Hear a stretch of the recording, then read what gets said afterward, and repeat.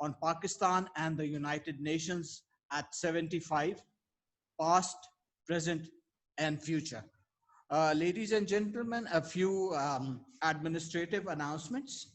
Number one, please keep your audio at mute during the session. Number two, regarding the question answers or comments, please send them to us in our chat room and we will ask them on your behalf. Number three, we have messages by the United Nations rep here in Islamabad, Mr. Julian Harnees. Unfortunately, however, because of a busy schedule by the foreign minister, we were unable to get a message from him. Number four is a personal request to Dr. Tohru Yami, because he will be making a PowerPoint presentation. Dr. Yamin, we will make you the co-host when your turn comes, and you can then be able to share your presentation with all of us here. Ladies and gentlemen, the year 2020 marks the 75th anniversary of the founding of the United Nations. Founded in 1945, the United Nations brought new hope to save future generations from the scourge of war in a world devastated by the most savage and destructive war in the history of mankind, which consumed half of the world. But even as the UN has helped end conflicts and foster reconciliation by conducting successful humanitarian and peacekeeping operations in dozens of countries, the world has seen countless wars, some of them still ongoing, under the UN watch. The issue of Palestine, the war in Afghanistan, the dispute over Kashmir, numerous conflicts in the Middle East and Africa continue to plague the organization, not because it has failed, but mostly because of the right to veto at the disposal of the permanent 5 out of the members states of 193. Millions have been killed and displaced since that day in June 1945. And the world continues to be mired in conflict and crisis, made even more challenging by the COVID-19 pandemic. In an address to the member states on June 26, 2020, the UN Secretary General Antonio Guterres called attention to the delegates who had signed the UN Charter in 1945 and who had also lived through a global pandemic, depression, and war. And I quote, that they seized their opportunity to plant the seeds of something better and new. Today, we must do the same. To achieve that watershed moment, we need to reimagine multilateralism, give it teeth to function as the founders intended, and ensure that effective global governance is a reality when it is needed, unquote. Ladies and gentlemen, we must ask ourselves, is the UN ready to face the future as the global humanitarian financial crisis is expected to worsen in 2020 and beyond? Does the organization have the capacity to plan for the multitude of complex and emerging challenges, including growing geopolitical competition among major powers, peacekeeping, flagrant violations of human rights, and the challenges to sustainable development that face mankind over the 21st century? Ladies and gentlemen, we are fortunate today to have with us a distinguished panel of speakers who will be sharing their views on these questions from a Pakistani perspective. But before I give the floor to our speakers, let us hear the message by the UN country representative in Pakistan, Mr. Julian Harnees.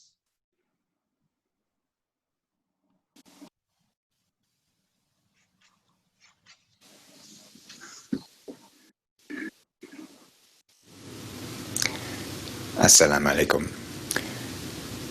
Good morning, and thank you to the International Strategic Institute for holding this important webinar on the United Nations at 75, how suited is it to the future and the upcoming crises that face the world.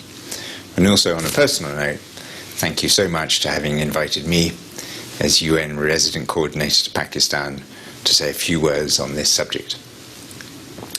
The question then is, are we the United Nations, by which I mean both the agencies, funds and programs of the United Nations, but also the gathering together of the nations of the world, fit for the purpose of the challenges of the future that face us all?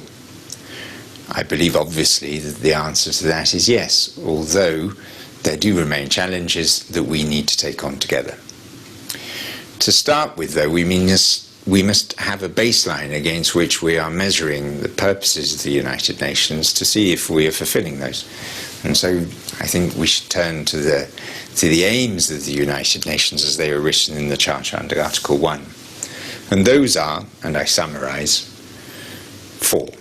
To maintain international peace and security, and that is essentially through collective measures. To develop friendly relations amongst nations based upon the respect for the principles of equal rights and self-determination of peoples. To achieve international cooperation in solving international problems of an economic, social, cultural, and humanitarian character. And finally, to be a centre for harmonising the actions of nations in the attainment of these common aims. Now, if we look back at the world over these last 75 years, I think it's very clear that the world has gone through what is probably the most peaceful and just period of human society that we have ever known, at least on a worldwide scale. It requires constant effort. The work is never done. But if we look at the successes of our world, avoiding the tragedies and horrific conflicts that beset the world prior to the United Nations, particularly World War II, World War I, if we look at the success of decolonization and the dismantling of imperialism, which the United Nations played a leading role in, these last 75 years have been truly exceptional. Now, the question is, looking to the future, are we still there? Do we still have these capacities? Clearly, I feel that that is the case. The United Nations was, in the words of one of our great Secretary Generals, not designed to take us to heaven, but rather to save us from hell. And that has been what we've achieved over these last 75 years, and in fact we've gone further than that. If we look at peacekeeping, the UN has contributed throughout the world and continues to contribute to the peacekeeping, preventing cold wars from becoming hot wars. In terms of developing friendly relations and equal rights, there are still many challenges which face the world, but increasingly nations are coming together through the auspices of the United Nations to tackle these issues which are wrong, do remain, but in the international forums, and particularly the General Assembly, these are not forgotten. The nations raise these, and we in the UN work to support our member states to address them. International cooperation has never been so effective, and we have two current examples which are particularly impressive. The work of the UN and the WHO in helping nation states to work together to fight against coronavirus has been particularly impressive, and I've been personally involved in this. And the support that the UN has provided to member states has really helped them to move forward and deal with this issue, although of course there's much more work to be done. And then a really joyful example of success of how we can all come together in these last days has been the elimination of polio, wild polio, in the African continent, something which was unimaginable. And I'm personally looking forward to here in Pakistan and the neighbouring states to being able to achieve something similar in hopefully not too distant future. So there are successes, and we continue to operate, and we continue to be effective against them. However, clearly there are many violations of human rights. There are many instances of insecurity, challenges to world peace that exist, but overall the system continues to work to address these and slowly but surely move to improve the situation of our common humanity. And within that, it's important to remember that the United Nations is a society of states. It isn't an independent institution that lives off by itself, but rather it is the culmination of strong nations coming together to work together in the interest of peace and security. And within that, Pakistan is clearly one of the leaders of our society. The work of Pakistan, be it on peacekeeping, is particularly impressive. Its contribution to the Economic and Social Council, for which it's now currently taking the lead, is highly appreciated. And more broadly, the approach of the government and Pakistan to dealing with sensitive political issues that touch on human rights and peace is deeply, deeply impressive. And so my thanks to Pakistan, Pakistan's government and Pakistan's people for its contribution to our joint endeavour. Now, clearly, I work for the United Nations. I believe in the United Nations, and so I have a perspective. What I'm looking forward to in this webinar is to learn from other voices, other perspectives, to see how we might do better in the future. Thank you. Thank you, Farhan. Ladies and gentlemen, we will now move on to our program. Next on my list, I would now request Director General, Institute of Strategic Studies, Ambassador Azaz Ahmed Chaudhry, for his welcome remarks. Sir, you have the floor. Thank you, Najam. And may I also join you in warmly welcoming Honorable Javed Jabbar Sahib, Dr. Maliha Lodi Sahiba, Senator Nisar Memon, and Dr. Tohru Yami. The idea for celebrating this webinar originated from none other than Dr. Maliha Lodi. And I want to thank her for alerting us to holding this and celebrating the 75 years of United Nations. And as the resident UN representative was saying, it still remains extremely relevant for countries like Pakistan. I wish to just make 2 points. 100 years ago, 1920s was a difficult time. Economies then were struggling to come out of the destruction caused by World War I, Spanish flu, and the communist revolution in Russia. And Europe started experiencing nationalist movements, and we saw multilateralism being shunned, particularly League of Nations. Autocrats started emerging, and Hitler rose to power in Germany. The rest is history. Now, 100 years down the line, I observe similar trends. Multilateralism is being marginalized.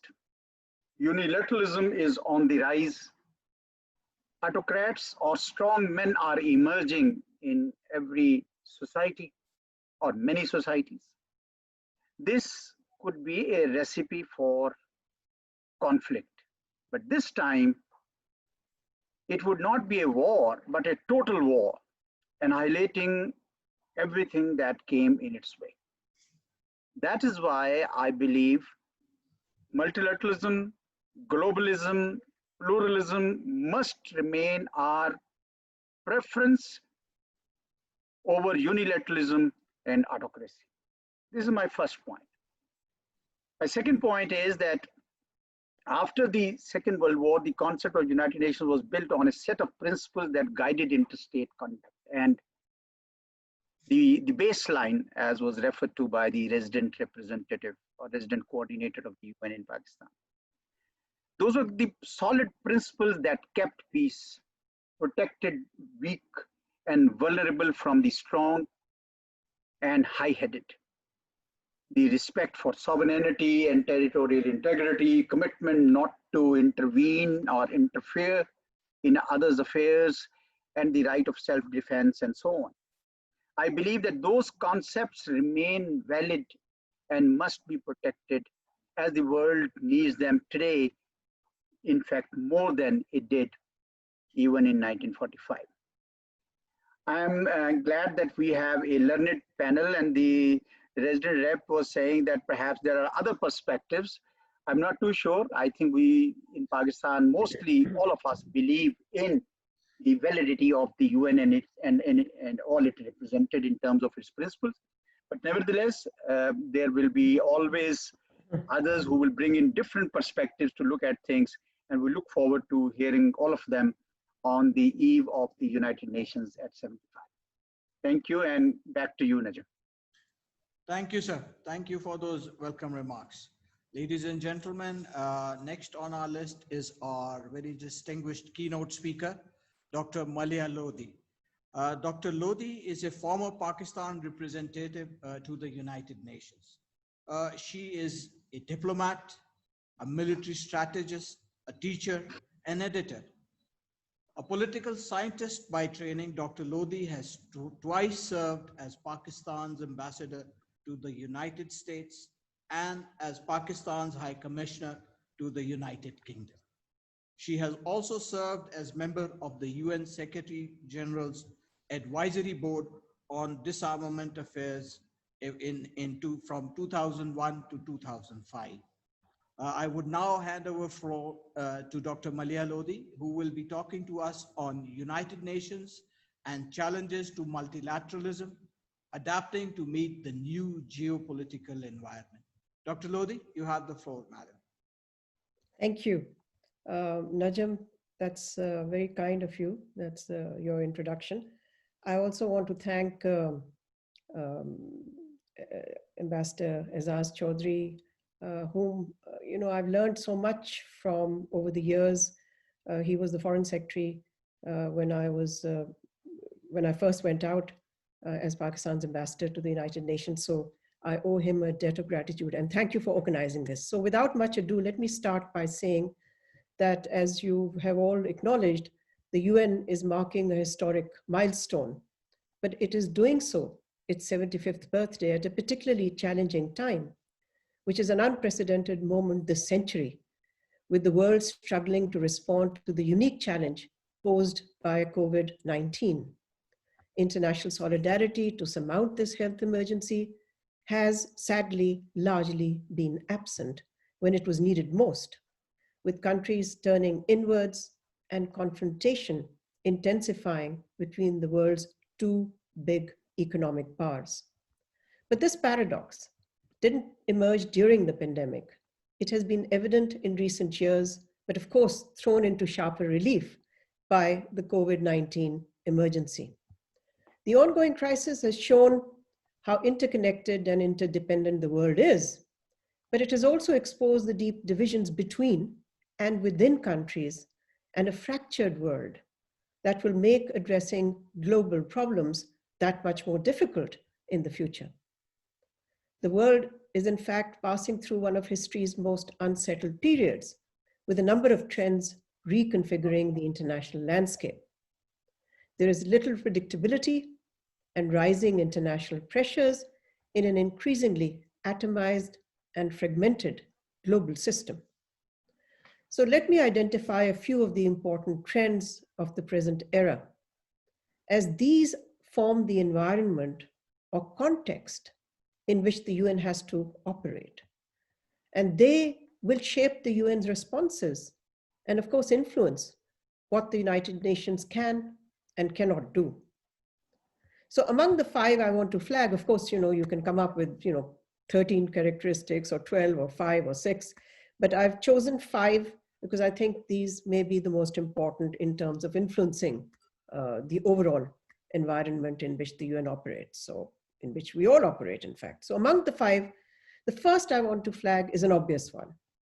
It is increasing multipolarity as global power is being diffused and redistributed in a very complex and complicated world, where the very notion and currency of power has been undergoing a change. We all know that hard power is necessary, perhaps, but not sufficient, and that different dimensions of soft power are equally important in the world that we operate in. The shift in economic power from the West to the rest is one of the defining features of the contemporary world.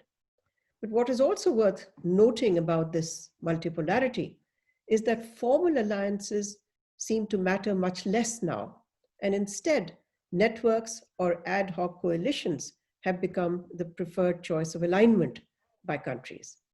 At times, single issue groups among like-minded countries are formed. The second feature I want to highlight is threats, something that Azaz also mentioned, of course, the threats to multilateralism and the erosion of a rules-based international order.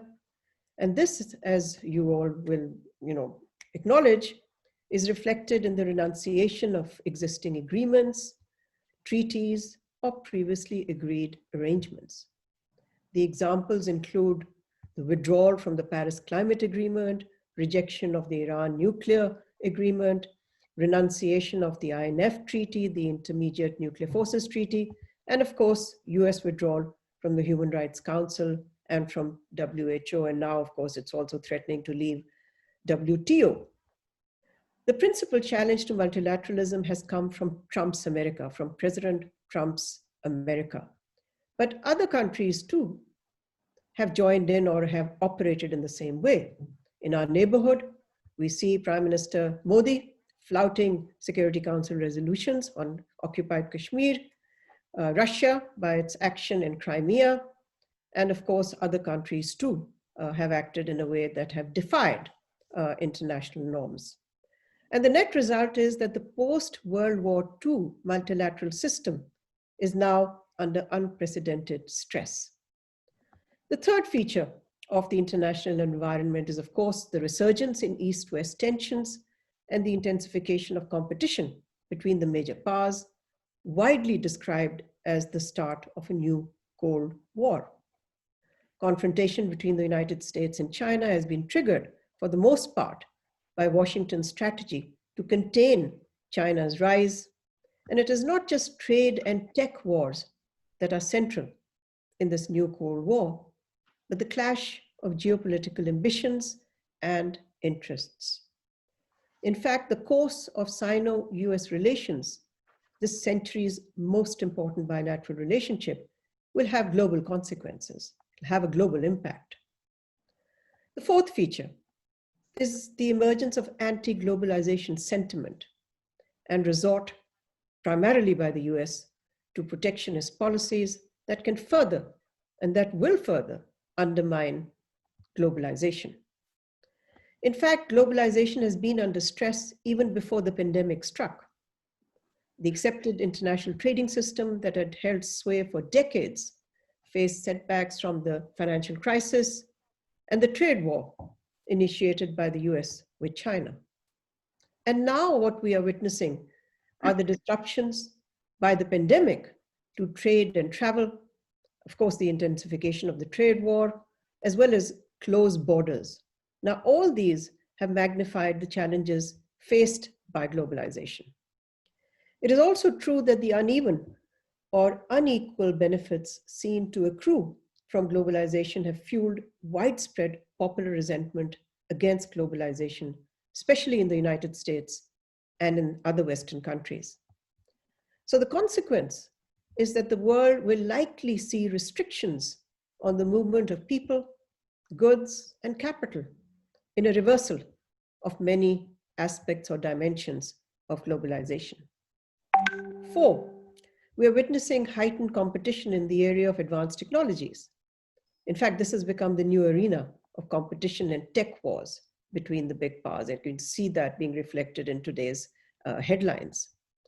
5th feature is what, again, Ambassador Azaz also referred to, the rise of right-wing populism and extreme or hyper-nationalism in many parts of the world, and the increasing resort to unilateralism by their leaders. This is also reflected in efforts by big powers to rewrite the rules of the game in their own regions through unilateral actions. the assault on international norms and laws has obviously been an inevitable consequence of this.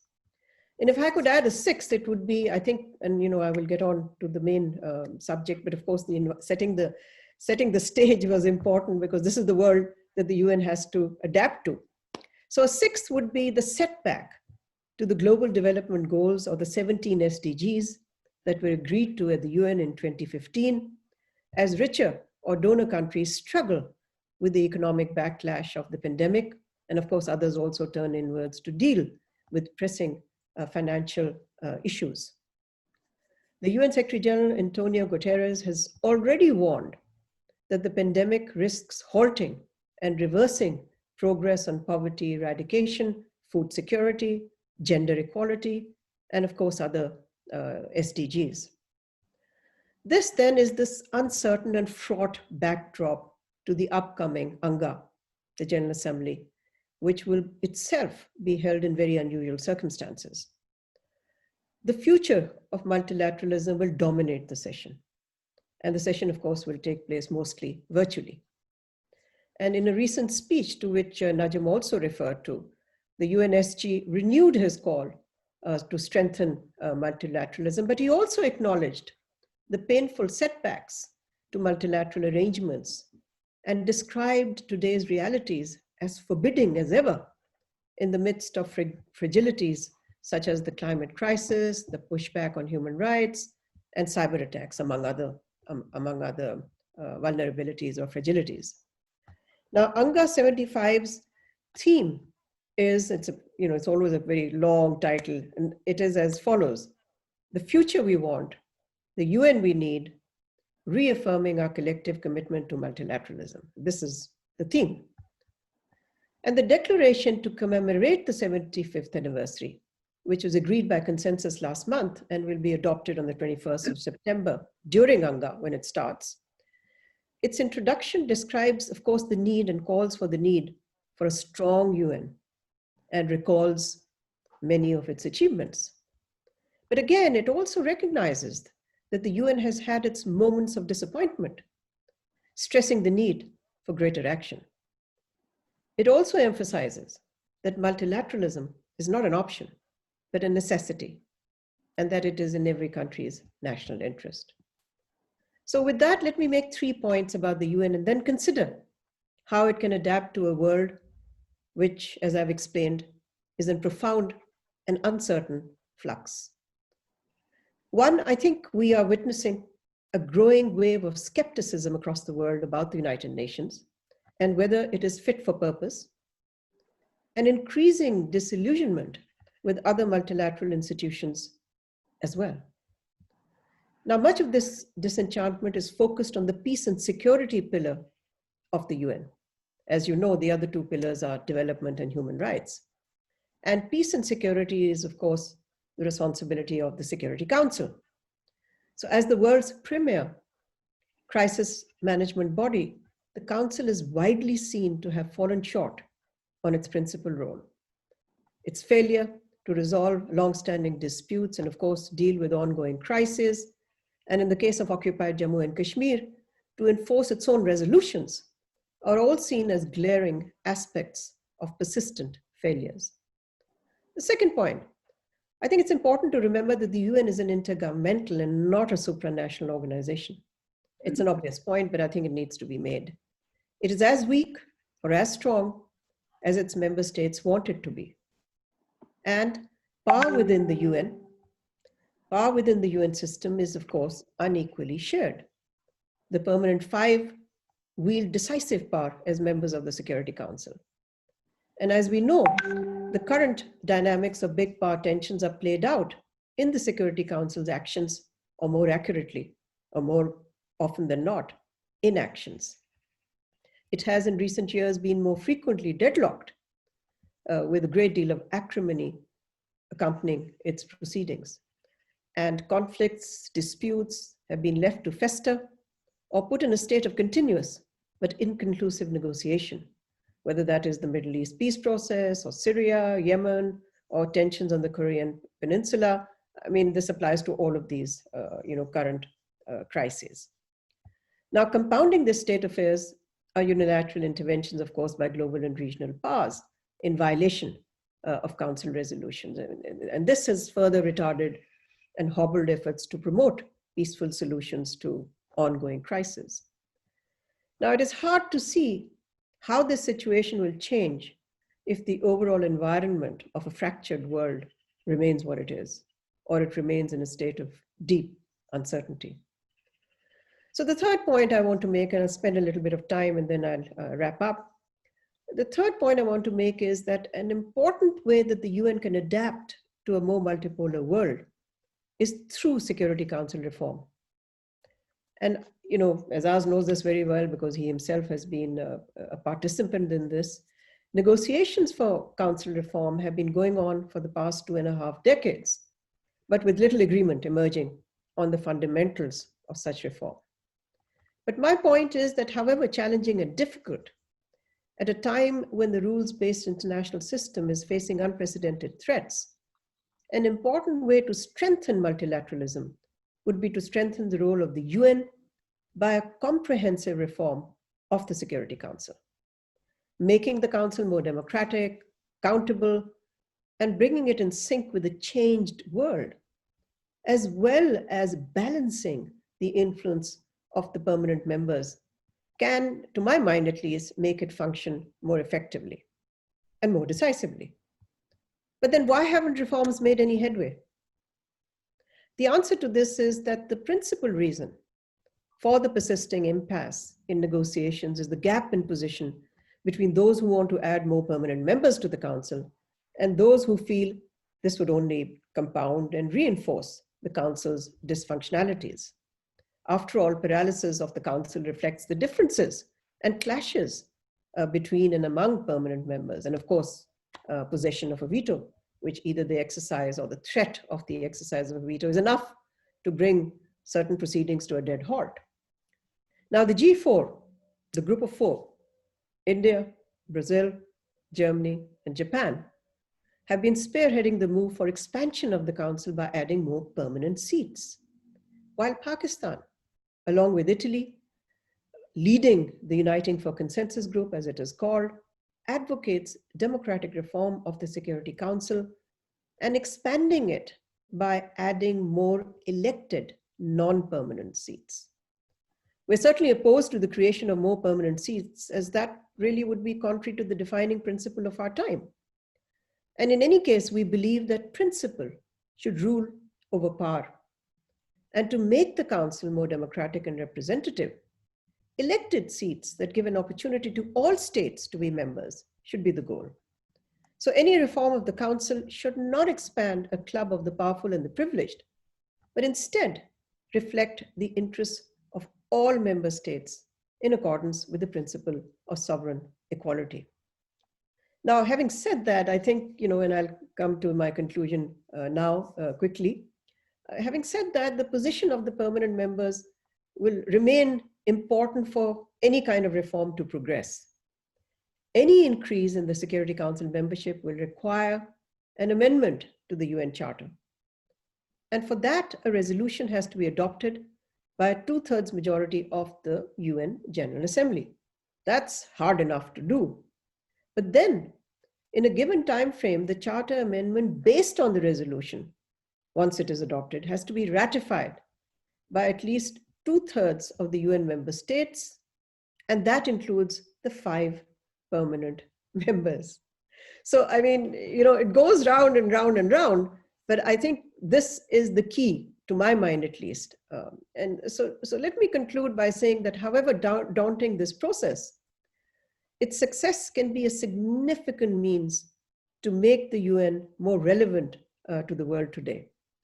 And I would say that, because people generally, I think, judge the United Nations through the peace and security prism or the pillar of peace and security, even though the UN has done, as the UN resident coordinator emphasized, and I agree with him, even though the UN has done extremely well in terms of its humanitarian response, it's usually the first responder in natural disasters, in crisis, our own case of the floods, of the earthquake also in Azad Jammu and Kashmir and KP.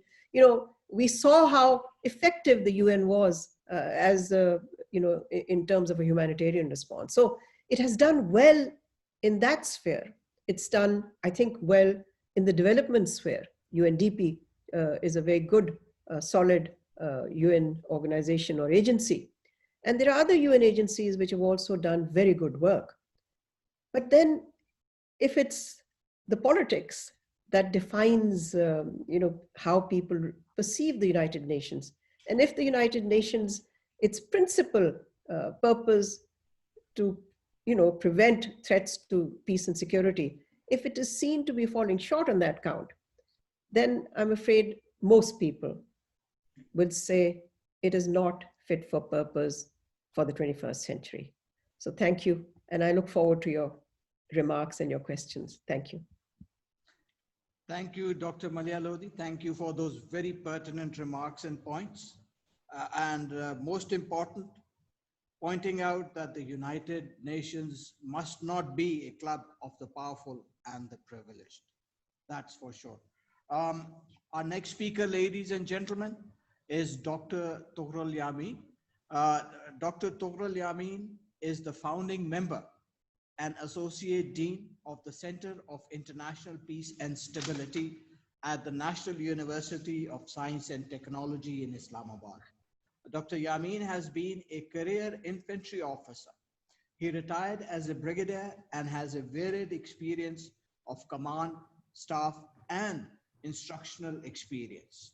He has recently published a book titled UN Peacekeeping Operations in Somalia, a Pakistani Perspective. Dr. Yamin will be talking to us on evolving nature of UN peacekeeping. Dr. Yamin, you have the floor, sir. And you are the co-host. Thank you. Share your presentation. Yeah, I will do that. Thank you very much, Najam Rafiq Saab. You are most kind and for your gracious words. And I also thank Ambassador Khalid Mahmood Saab and Ambassador Azad Chaudhry Saab for their kindness. They usually invite me for the UN peacekeeping seminars, webinars, etc. For that, I'm really thankful to them. I prepared a short presentation to make my case simpler and easier for all the students who have joined in, because I'm sure the diplomats, etc., the scholars don't need what I'm going to say, but the young people do. So I'm going to share a presentation with you. Just hold on a second.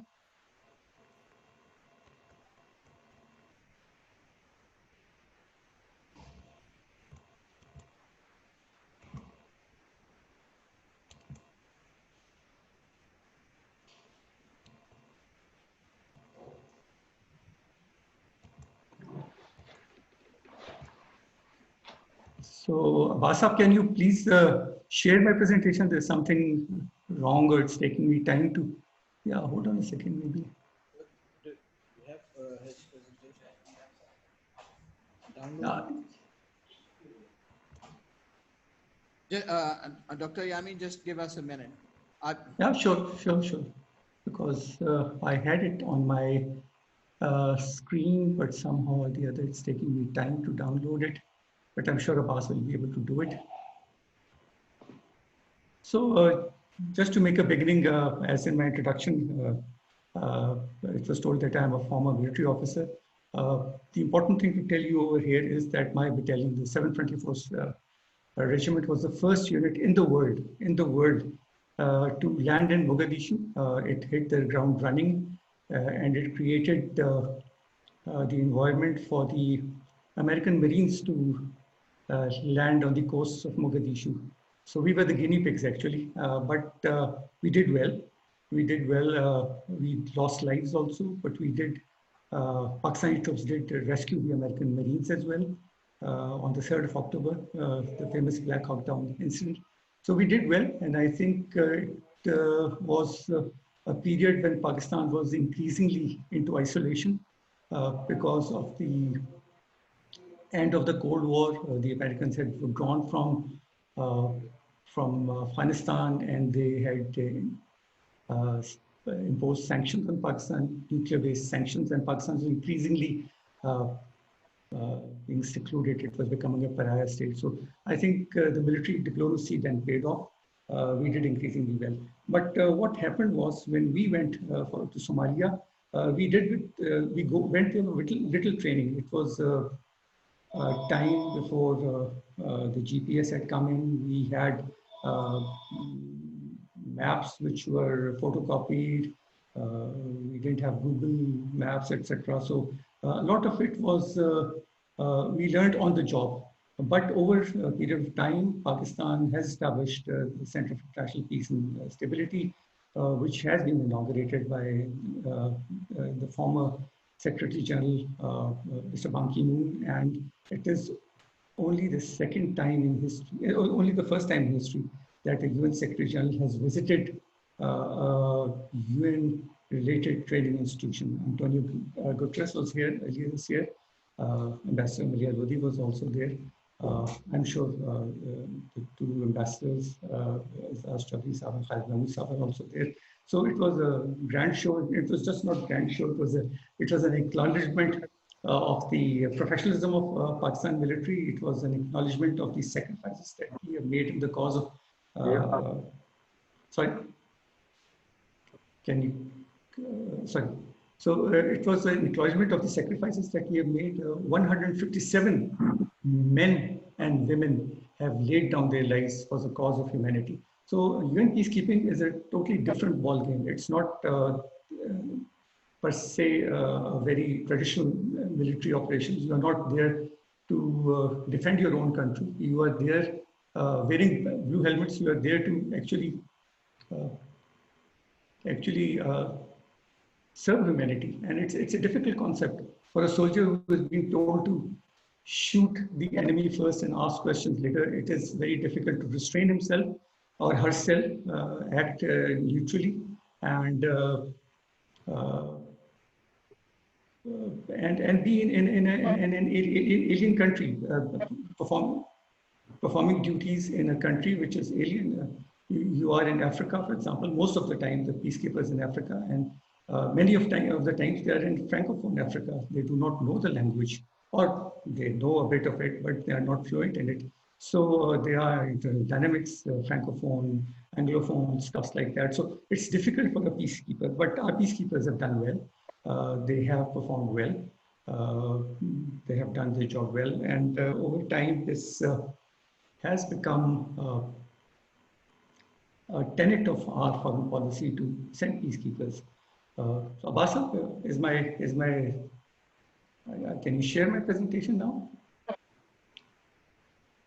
Abasa, can you share my presentation now? Or you still want me to?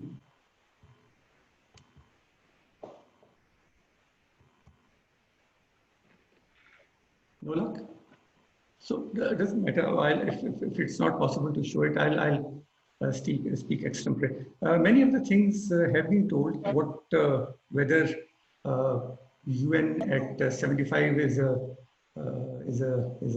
young institution, or it's slowly and gradually going towards its demise. Dr.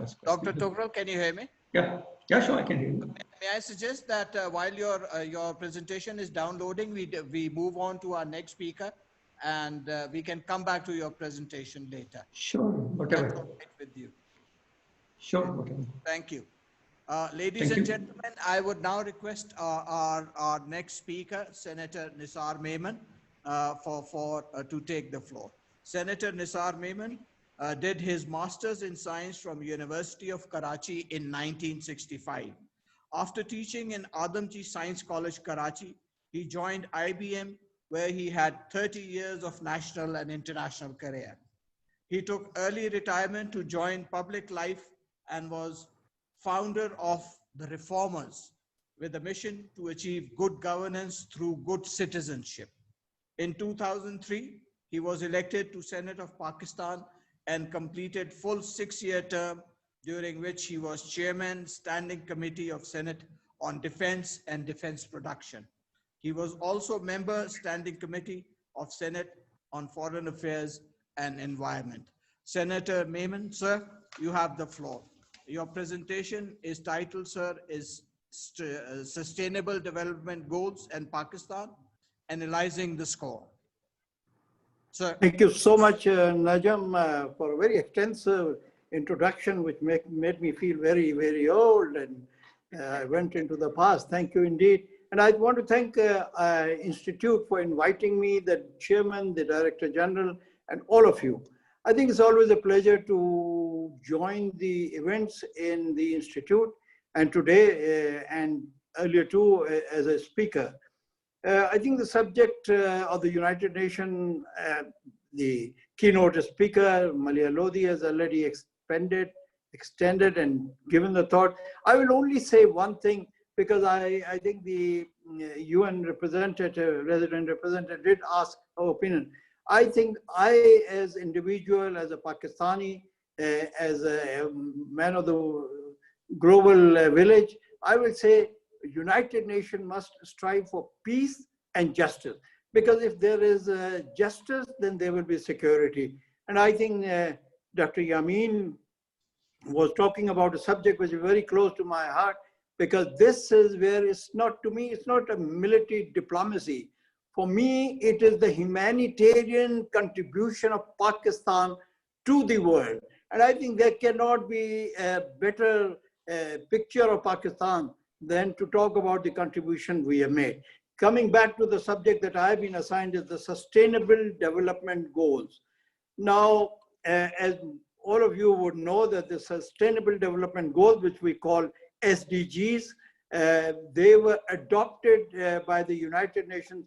193 countries of the United Nations members adopted it in 2015 for 15 years to end up with the agenda for 2030. So as we look at it, it is really the successor of the Millennium Development Goals, which were earlier adopted. Those of you who are associated with the United Nations would remember they were adopted in 2000, year 2000, following the Millennium Summit that was there for 15 years, which they closed. Unfortunately, now since I'm going to talk about I've been told to speak about the Pakistan context, so I'll talk about it, that in the Millennium Development Goal, MDGs, Pakistan unfortunately did not do so well. However, there were two aspects where Pakistan did well, and we achieved our objective. And they were, first was, I think it was the climate change policies, because Pakistan did during those 15 years establish the environment policies, water policies, many other policies, forest policies, and so on and so forth. So Pakistan did achieve that. And second one that Pakistan did achieve was the target that was there, is combating the diseases. I think while of course unfortunately, the polio has not been still achieved, but I think at that time, the combating the disease was HIV/AIDS as well as malaria. Dengue followed it later on. So that was achieved. So this was just generally, I just wanted to remind you that these are the two which we achieved, but so we move to the SDGs. Now, when we come to the SDGs, as Malia Lodi very clearly talked about, is 17 SDGs. I could have used the chart, would have been easier, but given the few minutes, I thought leave the chart and we'll just talk about the SDGs. Now, SDGs basically are nothing but adopted by the countries. It was discussed by the members of the United Nations, and then every country said that these are the measurements, these are the things.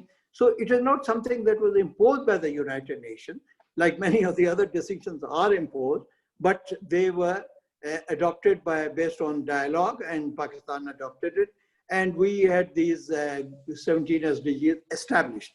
Now, having said that, it was about, I think, yes, it was July 1st this year that after 5 years of the SDG being in run for 5 years and 10 years remaining, there was a report which came in, and I think this is the report that probably I would be expected to talk a little bit about, is the Sustainable Development Report 2020. So it is, in short, it's known as SDR 2020. I think Pakistan, I would say that if you look at the results, if you look at this whole report is complex computation. When I go through it, and I do remember my days as a science graduate, There's a lot of computation in it, but there's a lot of team doing it. And this team is headed by the special advisor to the United Nations Secretary General, and his name is Professor Jeff Sachs. And I had the honor to meet him before he took over this responsibility. And I think he's excellent in subjects that he talks about. And he has been leading it, and a group was set up, which was the Sustainable Development Solution Network. This is some of the academicians, the scientists are there all together, they get together, and they have designed it. So this report is something scientists could probably enjoy, but even as a journalist, I could enjoy it because it gives a clear indication of where we stand. Now, if you look at the Pakistan result there, Pakistan out of the 166, yes, 166, Pakistan was placed on the at 134th position, which is not such a great position. I would say this trailing behind. And in fact, what was worst is that we were behind Sri Lanka, we were behind Bangladesh, which was 109, and we were behind India, which was 117. I just was trying to put it in a context. So this is where the report came in. But in the same report, there's also a Sdg Index, they call it. And now index, don't ask me, but this is something that I take it as given.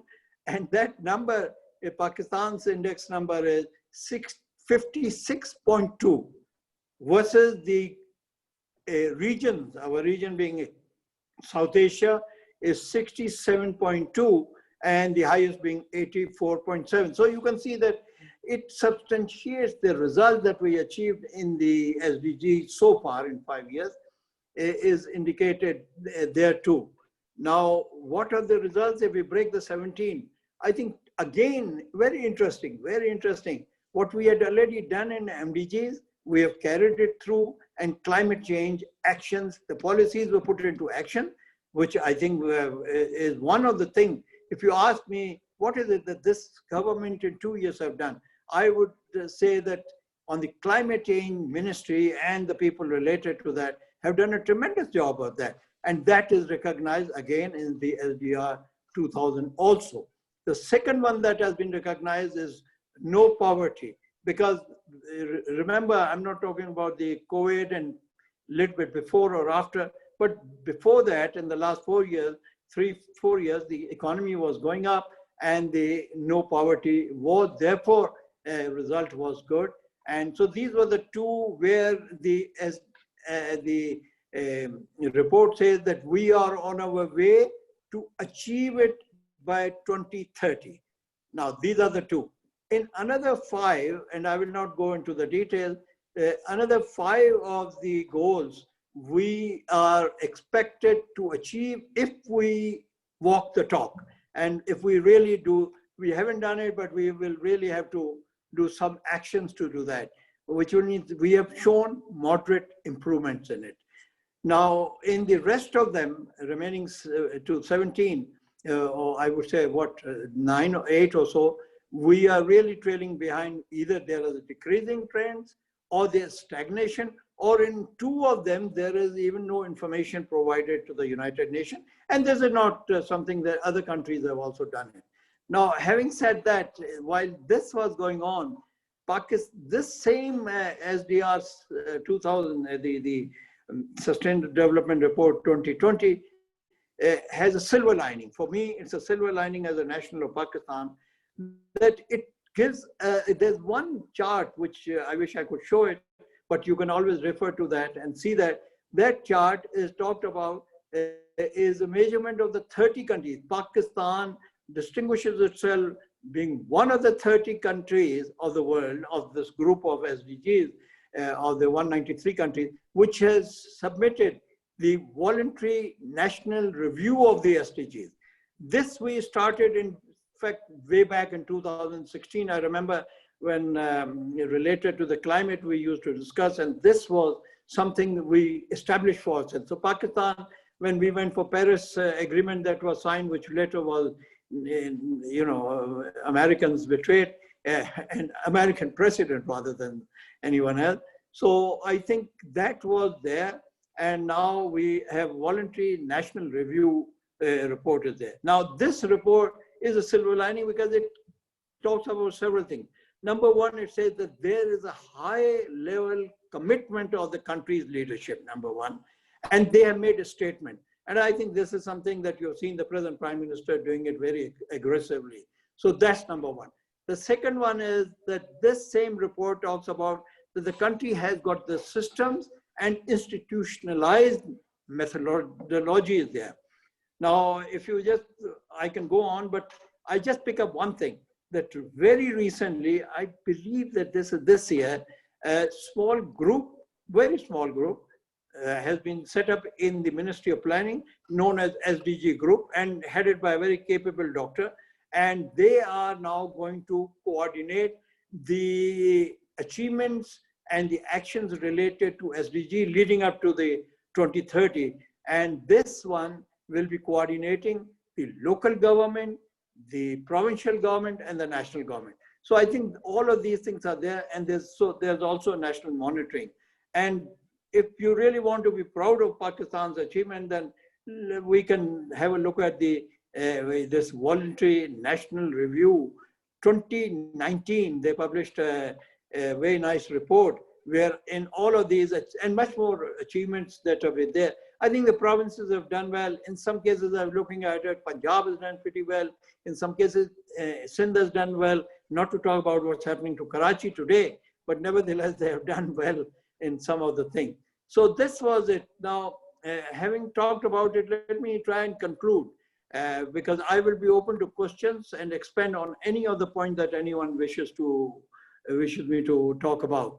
Now, the 10 years that we are left in, I really think that these are crucial years ahead. Just like United Nations years ahead we talk about, and their challenges are tremendous.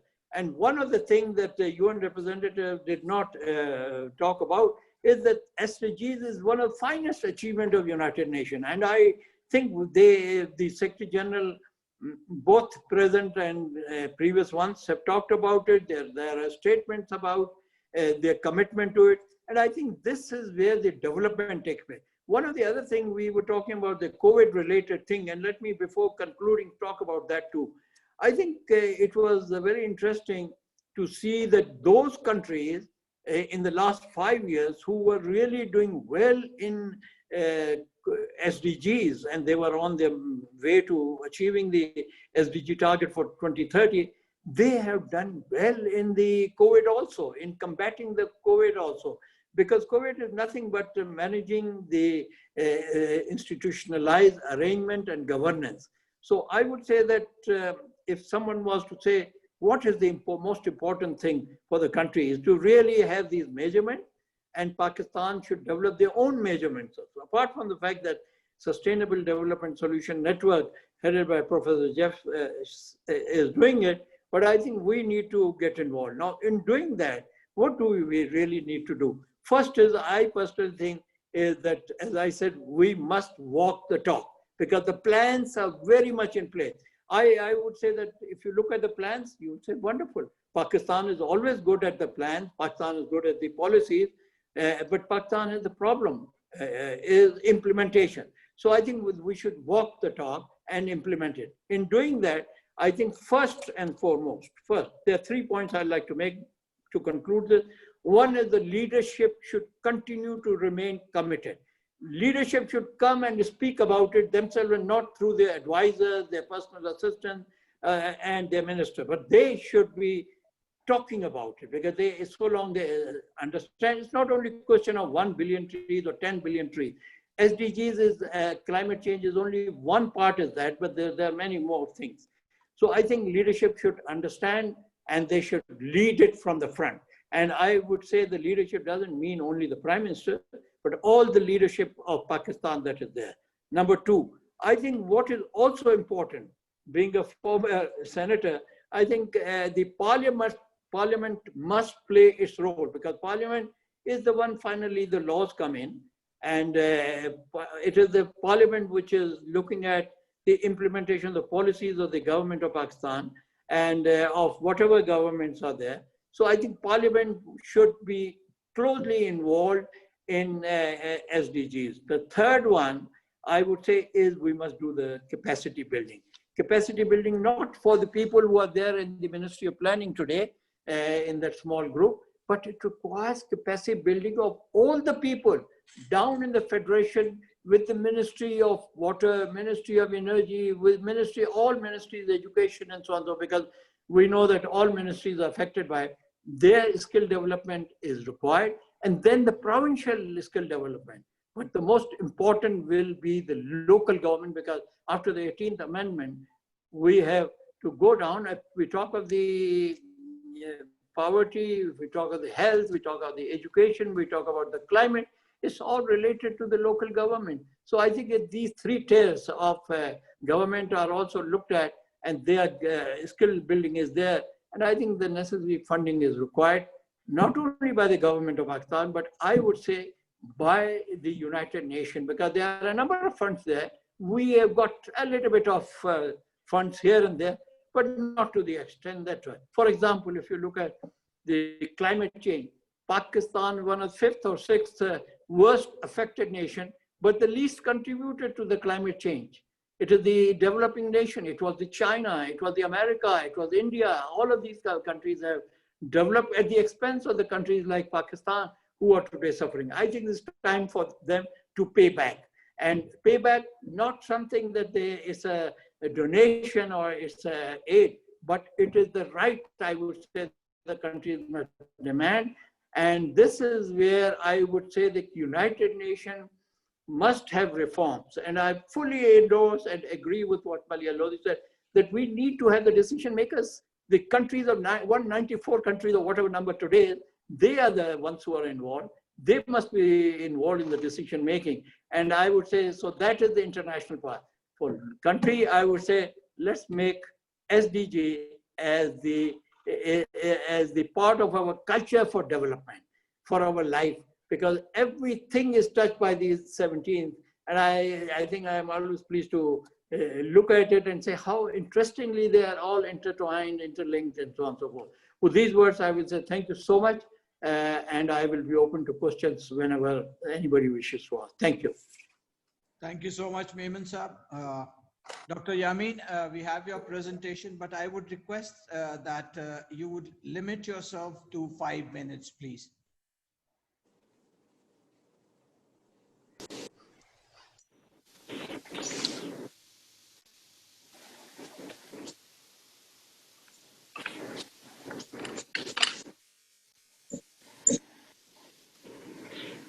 Dr. Yamin. Next slide, please. Next slide, please. So these are the foreign policy motivations for Pakistan. Participation in UN peacekeeping operations provide an ideal opportunity to promote our father of the nation's vision of a peaceful nation, shouldering international responsibilities as a member state of the UN. It builds national prestige. It provides influence in international relations. It showcases the professionalism of our military, and it gains, for our military men, it gains experience in humanitarian operations, because we are employed, still employed in the former tribal areas and even settled areas, providing humanitarian help to our people. Even you see in the case of Karachi, we are the first responders. So it does provide Pakistan a lot of experience. Next slide, please. So Ambassador Malia Lodi talked about promoting the soft image. So the soft image of Pakistan is promoted through UN peacekeeping operations. Once upon a time, only health practitioners were part of the UN peacekeeping operations, lay doctors and nurses, but now we have young women on the ground who are acting as military observers, as intelligence officers, as lawyers, and you name it. So in many ways, it shows the face of a progressive nation with progressive young women actively involved in peacekeeping operations. Next one, please. This is the first female engagement team in the Democratic Republic of Congo. The Indians have been sending found police units. The Bangladeshis have been doing that. Pakistan has been a little late in this, sending their own female peacekeepers, but they have done exceedingly well, and this female engagement team has been in the Democratic Republic of Congo, and they have done well. They have earned praise from the UN Secretary General Antonio Guterres, who was here, as I said, in the early part of this year. Next one, please. Next slide, please. Yeah, okay. And this some nation-building tasks that the Pakistani peacekeepers have been doing. They've been making schools, they've been making parks, they've been making roads. This is something they did in North Darfur, Sudan in November 2019, making a school park. Next one, please. So a few words about UN peacekeeping. It does not find mention in the UN Charter, but has evolved over the past 75 years. It's dependent on contributions from member states for funds, troops, and leadership. Leadership is very, very important. It is not an instrument for conflict resolution. It is employed, the peacekeeping is employed when traditional diplomacy fails or fails to make any substantial gains. And it is, in my opinion, the last ditch means of stopping bloodshed and violence and creating conditions for return to normality. Next slide, please. So there are three cardinal principles. This is important for young students and scholars. They are the consent of parties, neutrality of the peacekeeper, and use of force and self-defense only. These are the three cardinal principles for peacekeeping. So you keep this in mind if you go there as a peacekeeper. Next slide, please. So this is changing. The two cardinal principles are no longer sacrosanct. That is the consent of parties under Chapter 6. It is now Chapter 7 also, where you don't need the consent of parties. And the peacekeepers can now use force in, also in self-defense and for the defense of civilians. The protection of civilians is becoming a very, very important part of UN peacekeeping. Neutrality for peacekeepers still remains a guiding principle, but the moot point, in my opinion, is political interests of P5 members who dictate the deployment of UN peacekeeping forces. So we have been talking about the end of multilateralism or the United Nations becoming weak because the 5 permanent members carry too much power in themselves. So people have been talking about how to reform the UN Security Council. I say, make the General Assembly more powerful. Why just depend on the Security Council? Because Security Council will send a mission only in places where they want them to do. But in the General Assembly, everybody carries equal votes, and probably you can have more meaningful decision making at the General Assembly level. Next point, next slide, please. So, how has peacekeeping evolved? The first generation of peacekeeping was United Nations military observers, and we know that there is a United Nations military observer group in India and Pakistan still here. As a military officer, I remember when I was deployed on the line of control, we used to have the military observers who would come and monitor the ceasefire violations. So this has progressed now. There is second generation peacekeeping, which is preventing fighting in a conflict zone. Third generation peacekeeping, and we are seeing this more often now. It is stabilization operations. In Afghanistan, we see ISAF. It's not under the UN mandate, but it was essentially a stabilization operation. We've seen stabilization operation in Kosovo and other places.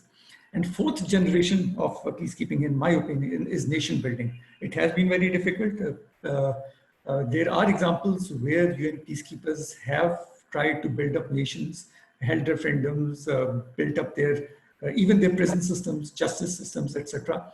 But in many places it has not succeeded. For example, in Afghanistan, there was these provincial reconstruction teams which could not actually reconstruct Afghanistan. Neither were the countries who went or who are still in Afghanistan able to reform Afghanistan or build it in its own image. Next, please. Next slide, please. So what is changing? What's new in peacekeeping? There is an increasing role of police and civilian volunteers. Police is actually becoming more in number. The army's role or military's role is decreasing. There is a mandatory presence of 15% female peacekeepers, and I think Pakistan has done very well in this count. They have quickly sent more female peacekeepers, and we are trying to maintain this numbers of 15%. So the gender balance is not skewed. Then there is very important thing is role of technology in peacekeeping, that is use of drones, unmanned platforms, enhanced means of surveillance and intelligence. And I will give a few recommendations also after this that we need to invest more here. Next slide, please. So what does Pakistan need to do to keep itself relevant in peacekeeping operations? First of all, we need to increase the role of women. Ours is a traditional society. We are doing our best, sending more females. But if you see the recruitment, we don't have female soldiers, for example. They are usually in the auxiliary roles as communication experts, engineers, etc., logisticians. So perhaps we need to increase their enrollment also in the army, regular army. We should send more police. There was a time when our Ministry of Interior was very reluctant because they thought that police was required more in Pakistan because we had our own problems. Third point is to have more trained diplomats to assume leadership roles. It has been a long time that we have had a special representative of the Secretary General. Perhaps Ambassador Malia Lodhi is an ideal candidate for that. But the important thing, I don't know whether the Foreign Office is doing that or not, we need to actually prepare our diplomats. We need to actually lobby for them, not only for positions within the UN system, but also on the ground in conflict zones. So I think we need to do more about it. In my personal opinion, we should invest more in technology, like, for example, artificial intelligence that could be useful in peacekeeping. And NUS, for example, the university where I teach, has the Center of Excellence for Artificial Intelligence. So I think our policymakers should be now going into artificial intelligence more, where peacekeepers can use artificial intelligence platforms to gain information, to help the decision makers in arriving at decisions quickly. Next slide, please. So this is the end of my short presentation. I hope I have not taken more time than Najam Rafiq Sahab wanted to permit me. Thank you very much for your patience, and I look forward to the questions.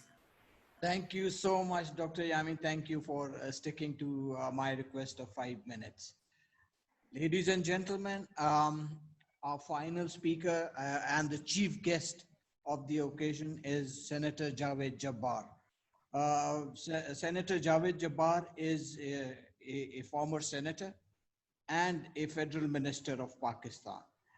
He takes an active interest in diverse fields, including international affairs, voluntary work for rural and urban development, the environment, social issues, and mass media. He is associated with conflict resolution and cooperation initiatives between Pakistan and India in South Asia, and is a member of the longest running non-media reported Pakistan-India Track 2 process known as the Neem-Rana Dialogue, which had been since 1992.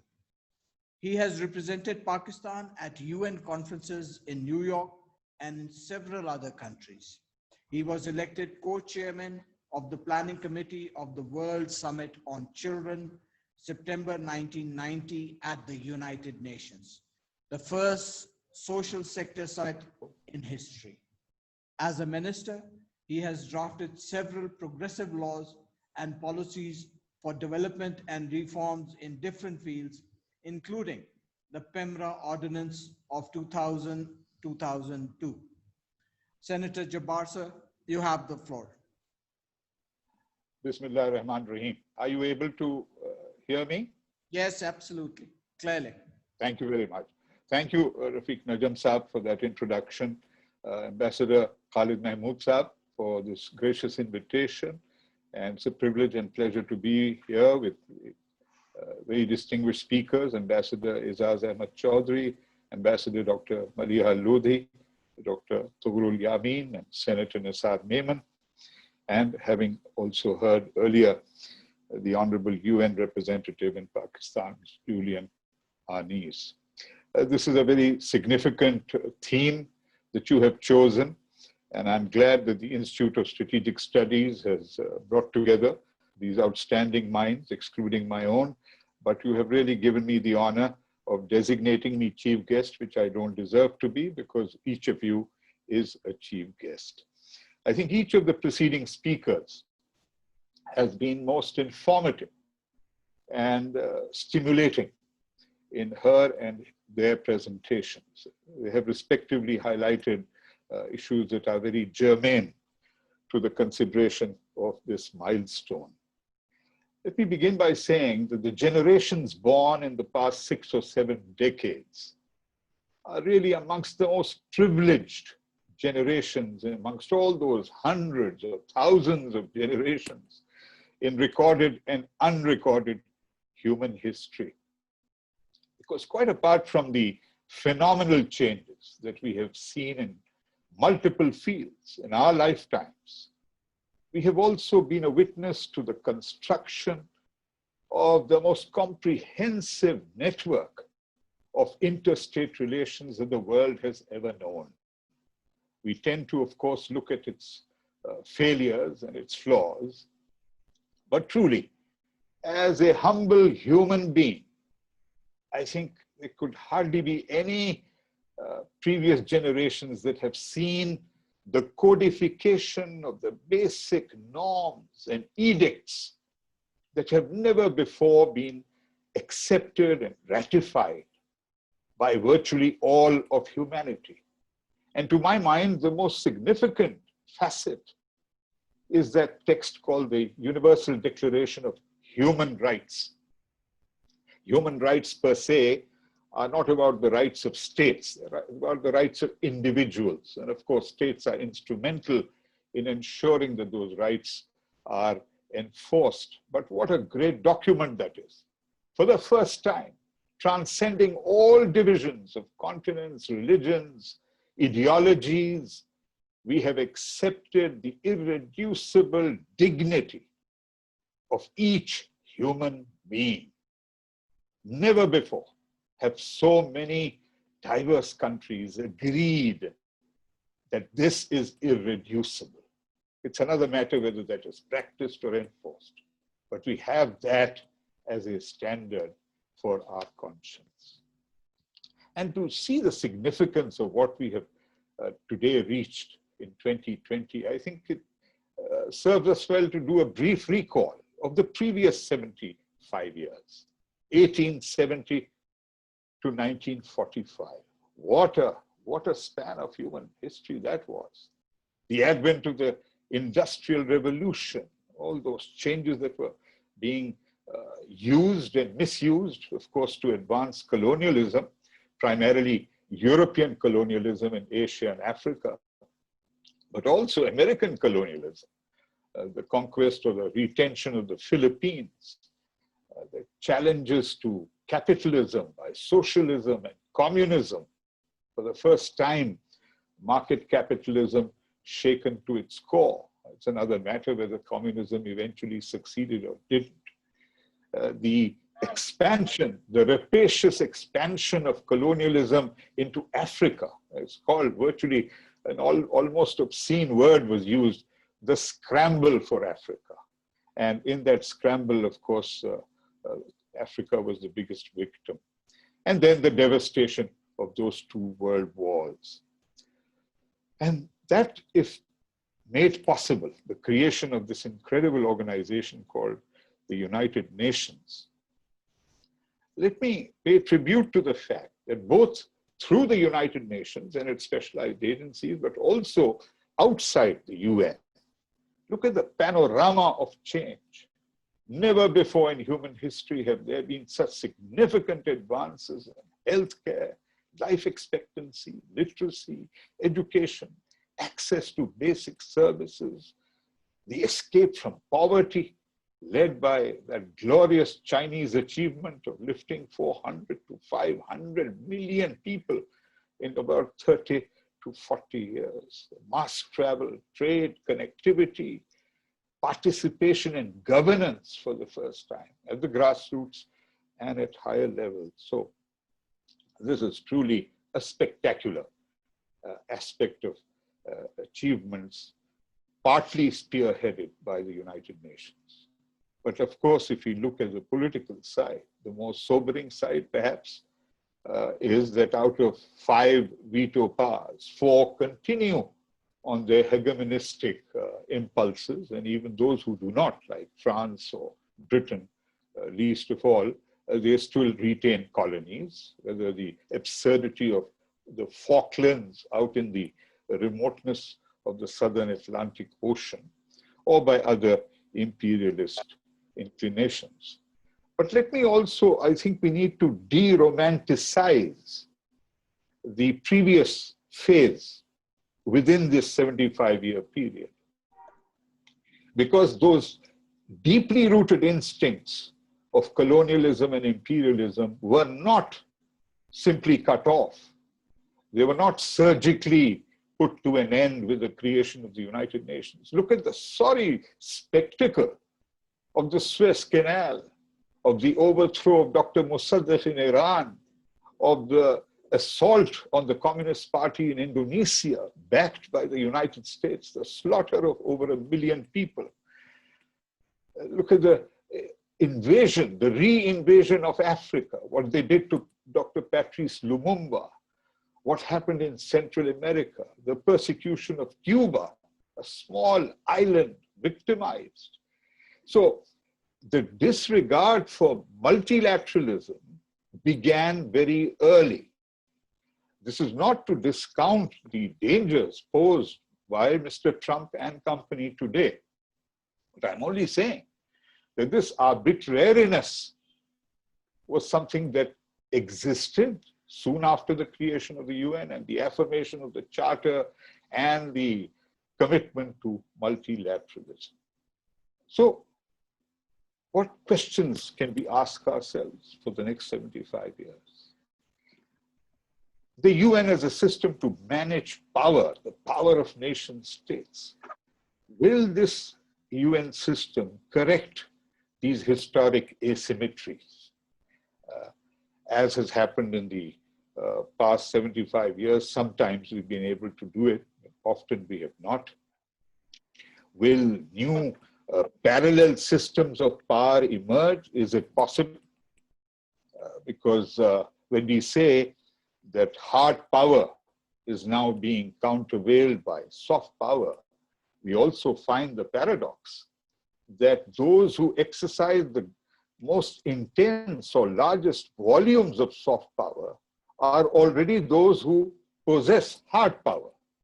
They control the telecommunication networks, they have the servers, and thank God for China, which is emerging as a parallel, but even today, the world's largest connectivity platforms are all located in the very country which believes in unilateralism.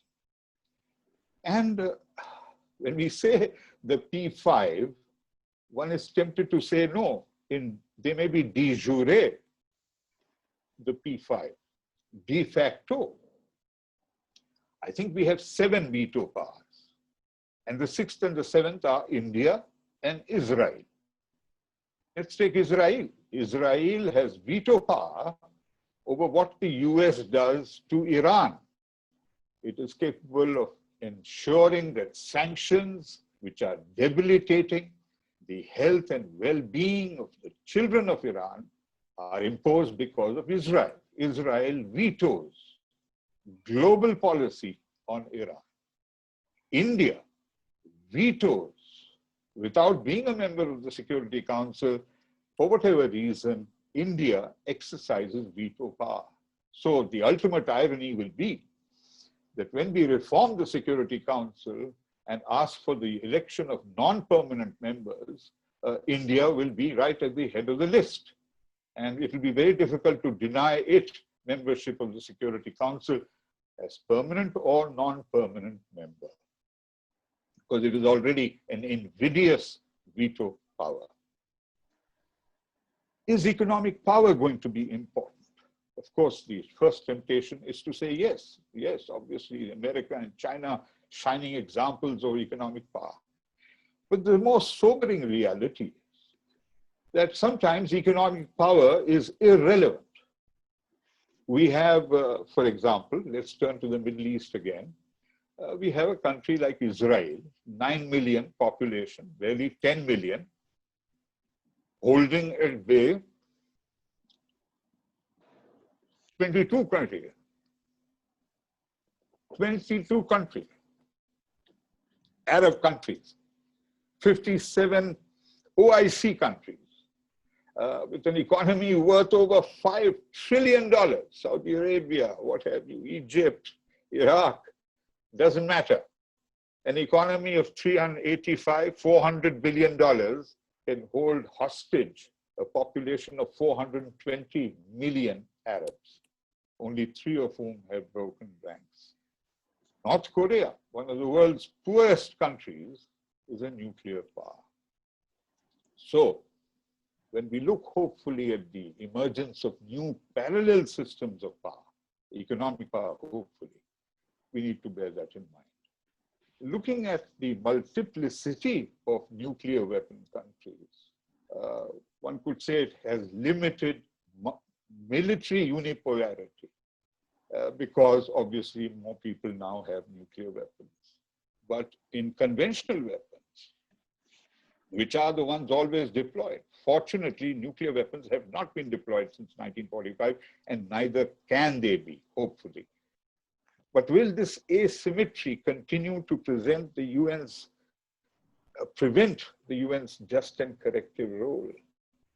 Because do not conventional arms themselves bring constraints. I mean, the lessons to be learned in Afghanistan, where neither the Soviet Union nor the United States, deploying conventional military force for decades, have been able to ensure outcome that they wanted. And that gives us hope that in India's case as well, where it enjoys such high superiority in conventional military force, it will not succeed eventually in Kashmir. The second question that emerges is, will the concept of the nation state change fundamentally over the next 75 years, for better or for worse? One doesn't know. And won't that affect the UN structure? Will there be possibly new cross-continental affinities and networks that will emerge, which may not entirely replace nation states, because those are very potent, very coherent, very focused organizational forms? And can these new amorphous, diffused global affinities and fraternities substitute entirely or partly for the power of nation states? It's an open question. But I was greatly inspired by the sight of Aung San Suu Kyi of Myanmar being obliged to fly across at the call of who? Not Bangladesh, not India, not Pakistan, but Gabon. Gabon in Western Africa calls Myanmar to account. Oh, what a glorious sight that is. But even more glorious will be the sight when those responsible for the invasions of Iraq and Afghanistan are also called to the ICJ or the International Criminal Court. Perhaps my last major question will be, will the UN and its agencies enable checks and balances on the unbridled pursuit of the free market, to which the whole world has currently surrendered, including, regrettably, China also? While China retains political communism, its economic communism has been replaced by large parts of market capitalism, which is no longer just market capitalism, it is surveillance capitalism, aided by cyber power. All you have to do is read Permanent Record by Edward Snowden to see what is going to happen. And this market capitalism, while it is helping improve standards of living and is within the purview of UN institutions such as the IMF and related World Bank, Bretton Woods institutions, the destructive drive towards ecological suicide, to which Nisar Memon has referred in our fortunately reasonable progress towards SDGs? Or will we be able to design new regional groupings? As Dr. Yamin very pertinently pointed out, and as Dr. Maliha Lodhi said, the reform of the UN Security Council, one really thinks we are not using the General Assembly to the optimal extent that we can. Too often we look to the limitations imposed on the General Assembly's role rather than to its potential. So this new sense of global cosmopolitanism enabled by fantastic connectivity, which is so far empowering individuals, at what point can it begin to empower new challenges to the order of power? With artificial intelligence, with the use of technologies like AI, can we devise new algorithms, algorithms of sanity, algorithms for justice? I remain hopeful. Thank you for your patience. Thank you, Senator Jabbar, for those eloquent remarks. Ladies and gentlemen, we are now open for the interactive discussion. I would request that you send us your question, your comments in our chat room, and we will ask them on your behalf. I have a question here from Mr. Zaid Aladad. He's a former director of operations at the World Bank. And he directs this question to both Dr. Maliha Lodhi and Senator Javed Jabbar. His question is regarding Kashmir. Despite India's blatant widespread aggression on human rights, and despite valiant attempts by Prime Minister Imran Khan at the General Assembly, Pakistan has failed to turn the tide. International corporate and strategic interests overshadow moral considerations now more than ever. What else can Pakistan do, and how can the UN help, especially given India's disregard for UN resolutions? Dr. Maliha Lodhi, Senator Jabbar. Please, Dr. Maliha Lodhi first, please. Dr. Lodhi. Okay. Thank you. I think, you partially answered your question yourself, because it's the geopolitics that has prevented the Security Council resolutions on Jammu and Kashmir from being implemented. The geopolitics of the big powers, as you know, I mean, I don't want to take too long in answering this question because it's in two parts. Why has it happened that we've not had a resolution of Kashmir, and two, what else can we do? So the first part is very quickly, initially it was the then Soviet Union that exercised the veto to prevent the progress on holding a plebiscite in occupied Jammu and Kashmir. So we know the history. At different times, different P5 members helped to prevent any resolution. I think we also need to remember that the resolutions on Jammu and Kashmir, this is not a very well-known fact in Pakistan, and perhaps deliberately so, but these resolutions were adopted under Chapter 6, not Chapter 7. So in other words, they were adopted under the peaceful resolution of disputes. Now, that doesn't mean that resolutions shouldn't be implemented. Every Security Council resolution is adopted in order to be implemented. But it's under Chapter 7 that the Council has the coercive power to sanction those who do not abide by decisions of the Council. So I think we need to keep that perspective in mind. I mean, these resolutions cannot be self-enforcing. The resolutions are there, just like 242 on Palestine, not been implemented. In fact, now we see a huge reversal thanks to betrayal by some Arab countries. But that apart, so we know the history, why this hasn't happened. We know who stands in the way. It is the countries that are closely aligned to India that prevent this from going forward. Now, what can Pakistan do? Obviously, Pakistan has to continue to build diplomatic momentum.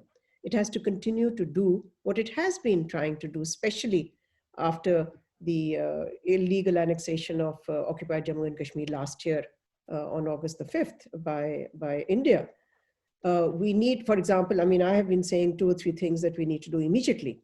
One, we need to ensure that there is a meeting, exclusive meeting on the situation in Jammu and Kashmir, especially the human rights situation in the UN Human Rights Council. Now, you only need 16 countries to agree in order for such a session to take place. So, you know, if you have to build diplomatic momentum, you need a strategy. And I'll conclude by saying that this is tough.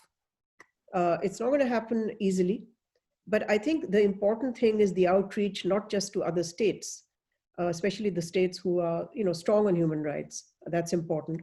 And it's important also to build the momentum within the OIC, to build the momentum, as I said, towards a Human Rights Council, a meeting on Jammu and Kashmir. After all, there have been 2 UN reports on Jammu and Kashmir, you know, to build on that, but also to reach out to non-state actors like human rights organizations, the media. All of this, these are all elements in a diplomatic campaign that Pakistan needs to step up. The one thing Pakistan should not do is to avoid evolving a national consensus in Pakistan to get everybody on board. This is not the policy of one government. And it isn't just one prime minister who has effectively lobbied on Kashmir. I believe, and I was there under different prime ministers and presidents too. Each one made a contribution to the issue of Jammu and Kashmir. So let's be very clear on that count. More happened after last August because something new had taken place in August. But that doesn't mean that previous prime ministers, presidents, and so on didn't do their part, ranging from the late Prime Minister Benazir Bhutto to President Musharraf to Prime Minister Nawaz Sharif to Khaqan Abbasi. I mean, all of them did whatever they could to advance this, to make progress on the issue. But geopolitics stands in the way, and you know, somehow Pakistan has to continue to you know, do whatever it can. So the other thing that we should not do, I think there are do's and don'ts. The do's I've explained. That among the don'ts are, you know, please let's have clarity on our Kashmir policy. What is it that we seek? Do we seek a reversal of you know, what happened last year in August? Do we see a restoration of the kind of autonomy or fake autonomy, to my mind, that India had given to occupied Kashmir under Article 370 of its constitution? Do we seek self-determination as called for by UN Security Council resolutions? I mean, let's be clear. And then finally, our campaign, diplomatic campaign, shouldn't be start, stop, start, stop. And the noise we make at home has to also be matched by actual strategy and efforts abroad. There's no point doing marches all the time and this 5-minute silence and so on. If you don't match that, I'm not saying that you shouldn't do it at home. Do whatever you need to rally support, to send signals to the people you know, who are suffering, to show them that Pakistan stands in solidarity. But that shouldn't be the be all and the end all. I fear that we do that and we go home. And it's not matched by a consistent diplomatic strategy internationally. Thank you. Thank you. Senator Jabbar? Gee, I'd like to add to that, first of all, by endorsing what Ambassador Maliha Lodhi has said. I think she has very pertinently identified what needs to be done. I would only say, to further that we have to begin a very painful, long process of internal transformation. You know, you can go about it incrementally, but considering the speed of change sweeping across the globe, that incremental pace has to change. We have to radicalize our attitudes and our actions in every aspect of our life. I will not spell out the painful details, but let me say that the present activism or the lack of it in public diplomacy, as Dr. Lodhi has referred to, is very disconcerting for me. Public diplomacy has never been conducted in the past with the rigor, the robustness, and the comprehensiveness that is required, nor is it regretfully being conducted today. except for occasional attempts on billboards in Times Square or on buses in London. But that's only one small part of it. We have to tackle two formidable aims. One, we have to change perceptions about Pakistan itself. We cannot change perceptions about Kashmir in isolation to how the world, unfortunately, views Pakistan. We have a very poor, negative image, generally speaking, which is not to devalue us, but that's the harsh reality. So we have to work overtime, change for the better perceptions about Pakistan, and tell the world regularly, daily, weekly, minute by minute, what is happening in Kashmir, and say it in modulated tones, not advocating violence, not advocating merger with Pakistan, not looking at it as a territorial dispute, but simply as a process of human rights and self-determination due to the people of Kashmir. We do not spend $1 today on buying time in mass media, whether it is CNN or whether it is Fox News or whatever. We just do not invest. We are piling up debt, but we don't want to invest tens of millions of dollars in doing this fundamental. For every dollar that we invest in changing the perception of Pakistan, we will get back $10 of return. Thank you. Thank you, Senator Jabbar. Ladies and gentlemen, I don't see any more questions nor comments. So let's move on to concluding remarks by Chairman, Board of Governors, Ambassador Khalid Mahmood. Sir, you have the floor. Please go ahead.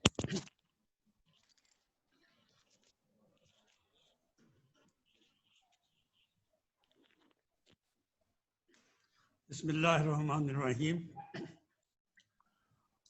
First of all, I wish to express my immense pleasure at renewing contact with such a group of distinguished people gathered here to mark the 75th anniversary of the United Nations. The occasion has provided an opportunity to recall the main drivers behind the establishment of this universal body, its performance over the years, and prospects it holds for the future. After appreciating the message received from the UN representative in Pakistan, Mr. Julian Harness, I wish to acknowledge the presence of our chief guest, former Federal Minister, Mr. Javed Jabbar, and former Federal Minister, Senator Nisar Memon, as well as Dr. Tohru Yami. We indeed feel privileged to see among our midst Dr. Maliha Lodhi, former permanent representative of Pakistan to the United Nations, who effectively articulated the government of Pakistan's deep commitment to the vision and role of the United Nations system. Incidentally, for Director General Ambassador Azaz Ahmed Chaudhry and myself, both having served at the Pakistan mission to the United Nations, New York, this event carries a special significance. The purpose and principles of the United Nations find their practical application in its quest for the maintenance of international peace and security, promotion of socio-economic development, and protection of fundamental human rights. The organization's performance in the security field has been rather patchy. It may not have been able to prevent intermittent conflicts of various intensity around the world. We have at least been saved from the global nuclear Armageddon. The UN can rightly take credit for accelerating the process of decolonization and its increasing role in peacekeeping and post-conflict peace building.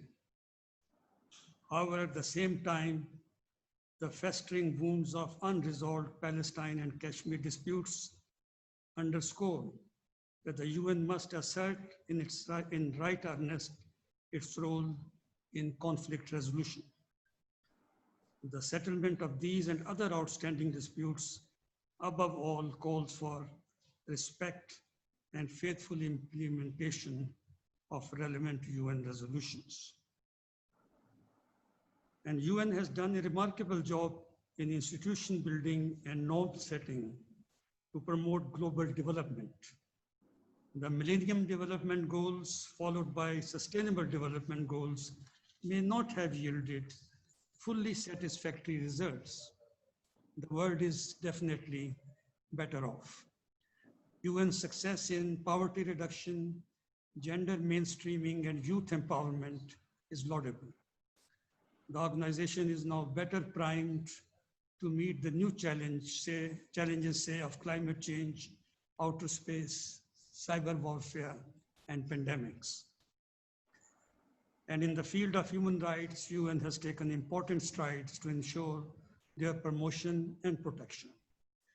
The Universal Declaration of Human Rights and an array of international conventions flowing from it are a case in point.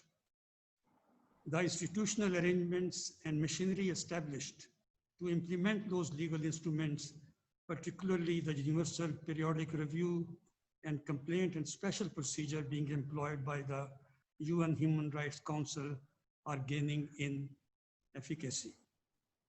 The reports by the UN Human Rights Commissioner drawing attention to the unremitting massive violations of human rights in Indian occupied Kashmir and his recommendations for constitution of an inquiry commission have added credibility to the work of the Council. The matter requires constant vigilance. Pakistan remains firmly committed to the United Nations, its purposes and principles, and its broad triple agenda encompassing peace, development, and human rights. Pakistan is proud of its contribution to UN peacekeeping, fight against terrorism, pursuit of sustainable development goals, and promotion and protection of human rights and conflict resolution, with particular reference to Kashmir, Afghanistan, and Palestine. The effectiveness of the UN has varied depending upon the political commitment of its members and resilience and responsiveness of its structures. The assessment of UN is a classic case of a glass half full or half empty. It is undeniable that in a highly interdependent world, ever closely connected, facing growing trans-border challenges, UN is indispensable. It is nearest to global governance system. Of course, the organization needs to keep itself adapting to the changes impacting the world. In passing a judgment on the United Nations, we must keep in view the famous words of UN Secretary General Dag Hammarskjöld, recalled by UN rep in Pakistan, that the United Nations is meant not to take you to heaven, but to save you from hell.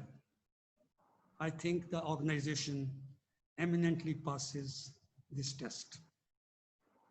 Indeed, the United Nations is an extremely valuable asset we have. Decrying this symbol of international cooperation is uncalled for. What is required of us is to concert our efforts to further build upon its strengths. And that is possible only if we reaffirm our faith in multilateralism through stronger political commitment and provision of enhanced needed resources. I would like to conclude by quoting some excerpts from the Declaration on the Commemoration of the 75th anniversary of the United Nations, which will be adopted by the high-level meeting of the UN General Assembly on 21st September 2020. It states, the United Nations has had its moments of disappointment. Our world is not yet the world our founders envisaged 75 years ago. It is plagued by growing inequality, poverty, hunger, armed conflicts, terrorism, insecurity, climate change, and pandemics. The COVID-19 pandemic has reminded us in the most powerful way that we are closely interconnected and only as strong as our weakest link. Only by working together and in solidarity can we end the pandemic and effectively tackle its consequences. The declaration rightly affirms that multilateralism is not an option, but a necessity as we build back better for a more equal, more resilient, and more sustainable world. The United Nations must be at the center of our efforts. Thank you. Thank you so much, sir. Thank you for those remarks. Ladies and gentlemen, this brings us to the conclusion of our webinar. Before we sign off, I would like to thank our distinguished speakers for having taken time out to join us at this webinar today. Thank you so much. Ladies and gentlemen, my parting words would be that, of course, Dag Hammarskjöld could never have imagined the hell that the people of Kashmir and Palestine would be going through. And my only hope is that the United Nations wakes up to its commitment of saving these people from going to hell or living in hell today. Thank you so much for joining us at this webinar. We hope to see you back in the future. Thank you. Assalamu alaikum and Allah Hafiz. The Hafiz. Khuda Hafiz ji.